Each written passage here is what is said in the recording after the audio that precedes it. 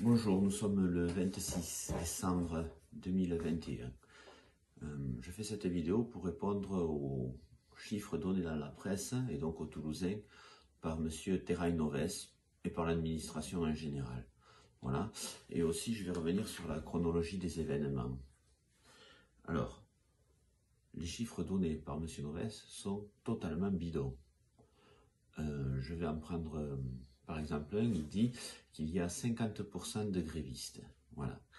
Alors, je ne sais pas si c'est lui qui les invente, les chiffres, ou si c'est la DMT, la direction des moyens techniques qui les lui donne, mais de toute façon, ils sont faux. Dans un film très connu avec Jean Gabin, le président, il dit à l'Assemblée nationale que le langage des chiffres a ceci de commun avec le langage des fleurs, c'est qu'on peut leur faire dire n'importe quoi. Eh bien, moi, je vais dire les vrais chiffres. Dans les 3 dépôts toulousains, Montlon, l'Union, bon, l'Union c'est pas toulousain, mais on va dire comme ça, et le Raisin, il y a 90% des agents en capacité de faire grève qui la font. Preuve en est, pour la première fois dans l'histoire de Toulouse, il y a une grève des boueurs sans piquet pour bloquer les portails, puisque tout le monde est en grève. Alors, M. Noves donne 50% de grévistes, lui. La question est simple. Avec 50% de grévistes, comment se fait-il qu'il n'y ait pas la moitié des camions qui sortent, mais même pas un quart? Voilà. Qu'est-ce qu'ils font, les agents non grévistes? Eh bien non, c'est parce que ça ne marche pas comme ça. Ils considèrent, eux, je pense qu'il y a même un encadrement dedans, ils prennent la globalité des dépôts, c'est-à-dire avec les contractuels qui ne peuvent pas faire grève, les saisonniers, puisqu'on est pendant les vacances scolaires, qui ne font pas grève évidemment, mais je pense aussi qu'ils rentrent les malades, les accidents de travail, enfin tout, et je vous dis l'encadrement. Donc ça fait à la louche, ils se disent, bon, peut-être les femmes de ménage aussi, 50% ils se disent, voilà. C'est faux, c'est 90% de grévistes. Voilà, ça c'est le vrai chiffre. Ensuite, autre chiffre qu'il donne, pour faire passer les éboueurs et les syndicalistes, en l'occurrence, pour des débiles mentaux.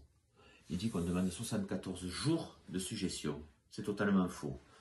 C'est totalement faux. Voilà, on n'a jamais demandé 74 jours de suggestion. Nous avons juste demandé un pourcentage de pénibilité qui serait enlevé quotidiennement et qui reviendrait peu ou prou à la suppression du fini parti.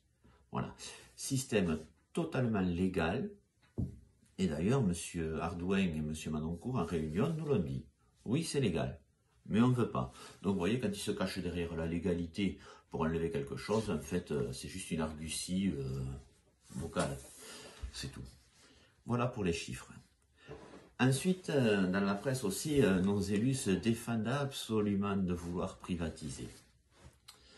Alors, je dois avouer que depuis quelque temps, concernant les éboueurs, mais aussi d'autres services, j'ai eu un peu le nez creux quand même, parce que j'avais quasiment tout prévu. C'était pas très dur, hein.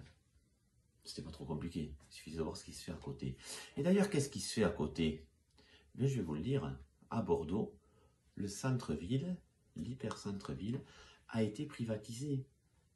Et à Toulouse, de quoi on s'aperçoit?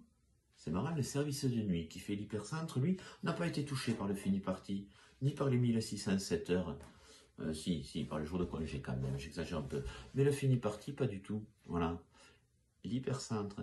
Et qui se retrouve aux commandes, techniquement, de Toulouse? Eh bien, c'est celui qui a privatisé le centre-ville de Bordeaux. Donc voilà l'avenir. Ensuite, quand nos élus se défendent dans la presse de vouloir privatiser, ben pourquoi ils le font alors?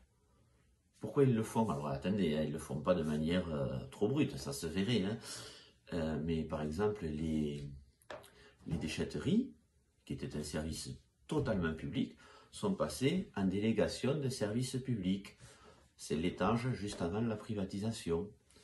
Je pense que le service de nuit de Toulouse va passer en délégation de service public d'ici quelques années, très rapidement. Et je pense même que toute la collecte va passer. C'est pour ça que je dis à mes collègues d'autres dépôts, comme Colomiers, comme la collecte sélective, qui se sentent moins concernés que Toulouse par cette grève, ils sont autant concernés.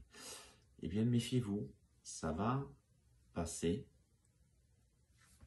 d'abord en délégation de service public et ensuite totalement privé. Voilà, je m'engage. Voilà, je vous l'ai dit, ça va se faire comme ça. Sur quoi d'autre fallait-il que je revienne? C'est tout pour cette vidéo. Alors je sais, on est intersyndical et je fais des vidéos tout seul. Mais là quand même, il fallait vraiment que je réponde à M. Terrain-Novès et à notre administration. Je vous remercie, je vous souhaite une bonne continuation à tous et toutes. Au revoir.